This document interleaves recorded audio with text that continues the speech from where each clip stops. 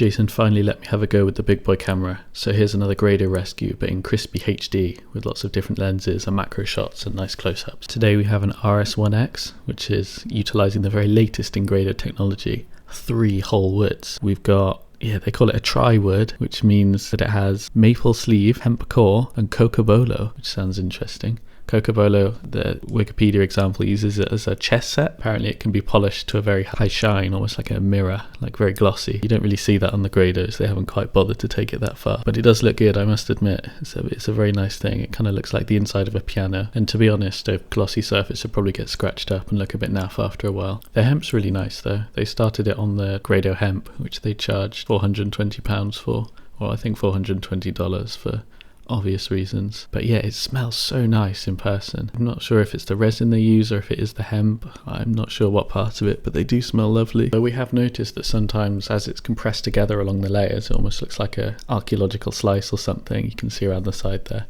They do split sometimes across these layers. They're not bonded as well as a natural wood would be.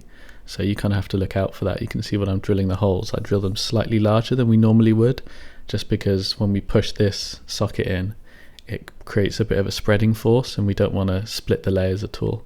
But as someone who modifies these basically for a living, I've been absolutely loving the new X series. They're just fantastic.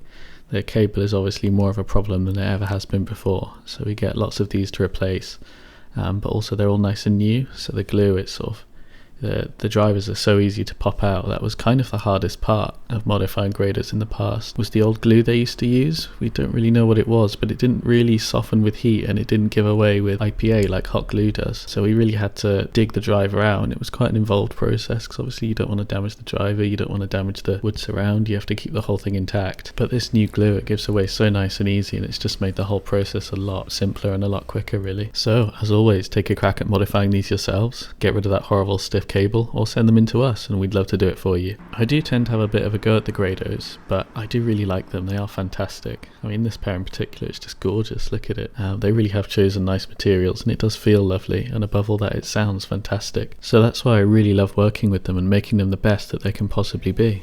Thanks for watching, hope you enjoyed that. If you do it yourself, remember to look out for the splitting of the hemp bit. That will break your headphones, you don't want that. But if you don't fancy handling that, then send it in to us and we'll do it for you. Thanks for watching, remember to like and subscribe.